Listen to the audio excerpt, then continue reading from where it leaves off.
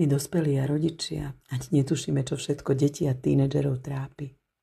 Nám ich problémy často vôbec nepripadajú ako problémy, no detská duša to vníma inak.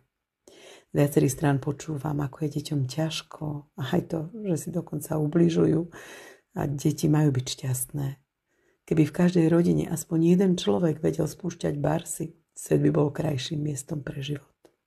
Aké barsy? Ako na chodidlách máme plôžky, cez ktoré môžeme stimulovať vnútorné orgány, tak na hlave máme body, barsy. Prepojené sú našimi myšlienkami, emóciami, pocitmi. A dotykom týchto 32 bodov prichádza uvoľnenie. Nie, zážitok nevymážeme, ale zmení sa emócia, postoj k situácii.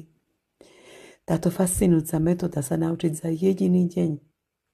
Dokonca môžete prísť s deťmi naučiť sa to spolu. A aké by to bolo uľahčiť život deťom a na oplátku počuť mami, poď si teraz tu ľahnuť, chcem spraviť barsy tebe. Pre pokoj v rodinách, pre lepší spánok, pre menej odvrávania, pre viac radosti a ľahkosti.